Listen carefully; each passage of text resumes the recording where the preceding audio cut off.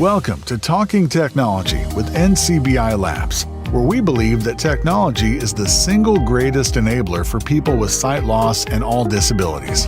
If you are interested in the latest technology news, products, and innovations, then you've come to the right place.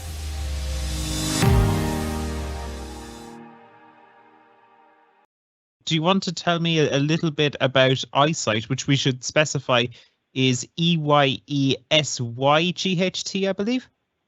So EyeSight is a tactile display about the size of an iPad. We're on our second generation, and it's a full-blown Windows computer.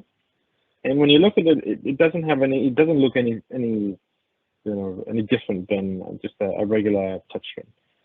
But it comes to life when you put your fingers on the glass.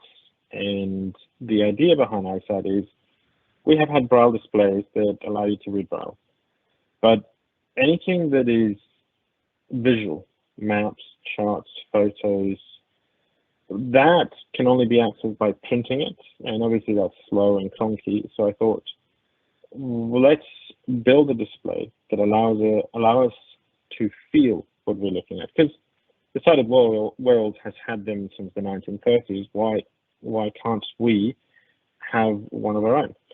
So EyeSight, as I said, is now on the second generation, and at the moment our display allows you to interact with graphics. So be it a static picture, be it a map, be it a dynamic keypad, be it a graph of mathematics, be it a slider of some sort. And we're currently preparing for a road show where we will show the display to interested parties and raise some funds because, well, we have come to that point where the funds that we received to develop the display, we need more.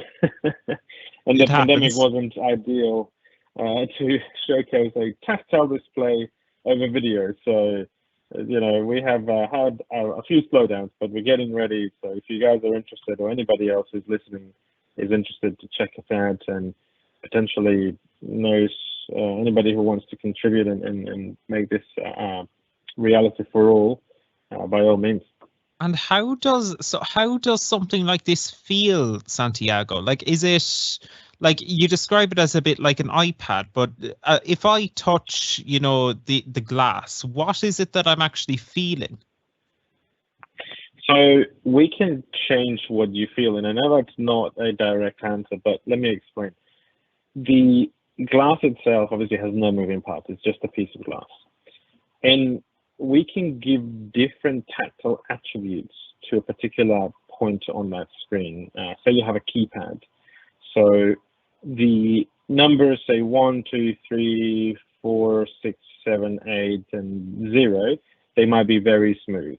The 5 might be bumpy or scratchy.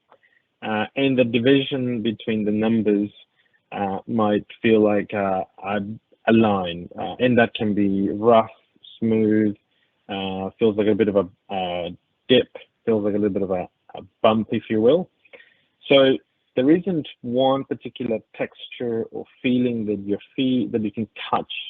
It's whatever the developer wants to give to that particular visual element. And the thing is, because this is one of the first technologies in the world, if not the first, it's all new. We're having to discover, what does a 5 or what should a 5 look like? What should a graph look like? What should a map look like? Is a river supposed to be smooth, or would people prefer bumpy waves in a river? Roads, are they supposed to be bumpy, or are they supposed to be smooth? It's all working out what works and what can people understand without having to be, trained. And when there's no moving parts in the glass display, how are those sensations or feelings being created on the glass, I guess?